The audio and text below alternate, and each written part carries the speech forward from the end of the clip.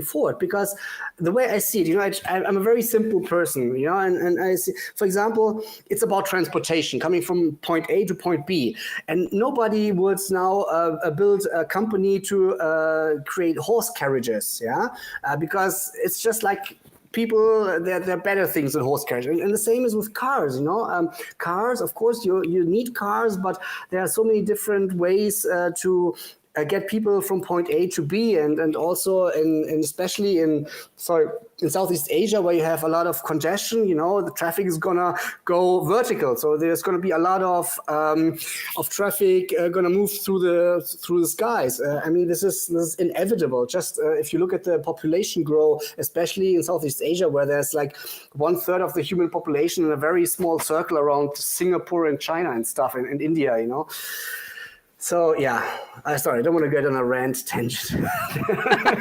That's beautiful. I mean, you can rant. It's fine. I would like to ask you. You mentioned Claude earlier. So Claude is an AI. What is Claude? Claude is a large language model. I mean, you have different kinds of AI, and ChatGPT and Claude, they're large language models or regression models, as they say, but it's basically the speaky things, but they're now also starting to become multimodal. And multimodal means just they don't only understand written text, but they also now start to analyze images, and videos is also going to come. I mean, it's already some can look at videos. Basically, the way I have a very nice metaphor I always like to tell people, because when they ask me how do I use those LLMs, large language models like ChatGPT or Claude, and I always tell them, think of it as the most over-motivated and smartest intern in the world who takes drugs and has Alzheimer's. Because I'm going to explain it. So, and it's specifically, and I mean it, this is one of the most important sentences you should put on your wall if you ask yourself, how should I use it? This over-motivated, because whatever you put into it, you always get some kind of response, and often it might be, if you put shit in, shit is going to come out. Smartest in the world because they've read the whole internet now. We're already having the issue that we need more data, because like Albert Einstein, he's only so smart because he read so much and he learned so much. And with all smart people, they need to read stuff, and the same with AI, but now they've read the whole internet. So over-motivated, smartest in the world. Intern, because they don't have any of your internal information. So if you use it at a company, they know everything that's publicly available, Wikipedia and whatever, and Stack Overflow and GitHub. They've read billions of websites, but they don't have any internal. So you have to give them internal data, and there's also ways to do it, or your data, like your private data, like your contracts, whatever. Most over-motivated, smartest intern. Drugs because they hallucinate. Yeah, and Alzheimer's is because they have a context window, So if you can also get in a dialogue with them and discuss like we do, but as soon as you reach, as their context window is full, they start to forget the stuff above, like an Alzheimer person, So, and this is whenever, the next time you use, just think of the sentence, and this sentence just explains how to use it, how to talk to it, and what you have to be aware of, Wow, I love that sentence. I'm gonna use it from now on. That's so interesting. I can send you a chart with a sentence. Yeah, please do. That's. Yeah. I mean, it's the perfect definition. But my follow-up question is, for how long do you think those large language models will have Alzheimer's and will be on drugs?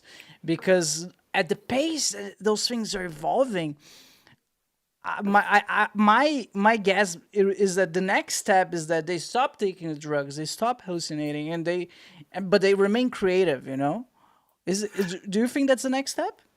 I mean, you have the discussion if the hallucinations go away is still strongly debated in the community. And to be honest, I have people who I respect a lot on both sides of the spectrum, and I don't know. I really can't tell, but because internally, you know, the large language models, they are just matrix multiplications, and then they calculate a probability of what the next word is. It's basically like the smartphone, the autocomplete on the smartphone, just extremely enlarged.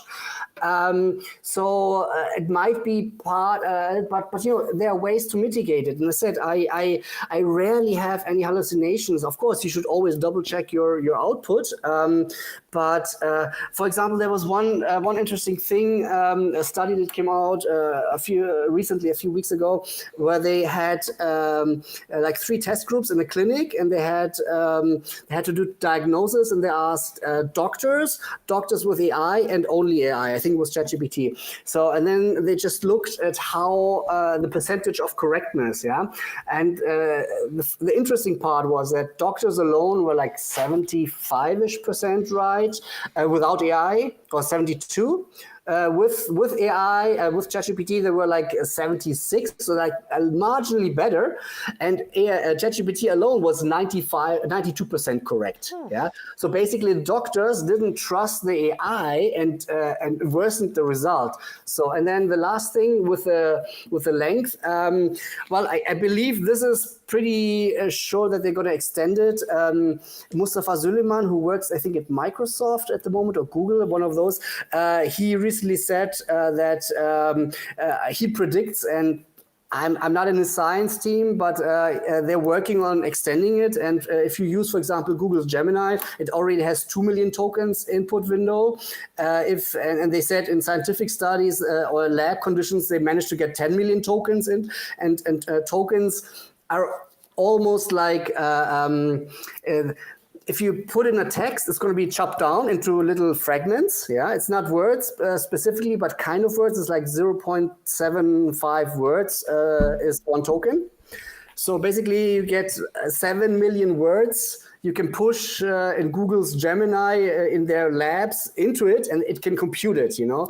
But I said there are also other ways to have huge amount of data if you put a vector database on it. But I think it's pretty sure that the length is going to increase. If the hallucinations go away, I can't tell. But I assume they're going to find ways to mitigate it. Wow. And that's because we are not using quantum computers yet, right? Quantum is not my expertise, but when you mentioned before, what most people don't see, that most people see AI is coming, but we are actually having 4 waves that are hitting us. The first one is the AI wave everybody sees. Then you have the biotechnology wave. Then you have the robotic wave, and then the quantum computer wave, and they're all hitting us at the same time. Yeah, so my prediction, and many scientists also go along with it, is that our lifespan is going to increase drastically very quickly. So by the end of this century, we're probably going to be capable of living 500 years plus. What? Yes, and then the next thing you need to think about is, okay, so we are living on a planet and societies that are built for 80 to 100 years lifespan. What do you think this will mean for societies in general if people suddenly get like 5 or 7 times as old? Wait a minute. Like, so our lifespans, like scientists predict that our lifespans will increase to around 500 years due to the fact we're going to be hit by those 4 waves. Quantum computers, I mean, the first one is AI, and then quantum computers. Go ahead, bio. And robotics. Robotics and biotechnology. Biotechnology and quantum computers. I think from all of those 4, I mean, they all influence each other, of course, but I would say the bio one is probably the one that will play the biggest role in extending our lives, right? Yeah, but AI is helping with the bio. I mean, if you look at the Nobel Prize this year, that 3 or 4 Nobel Prizes went to, like in chemistry and I think in physics, went to discoveries that were made with AI. It's called the AlphaFold by Google. The AlphaFold, what they basically did, and it's now already the 3rd version, is proteins. You know, proteins are very complex, and back in the days, like a few years ago, it was nearly impossible to predict how it would fold. You know, and we have many proteins and many different kind of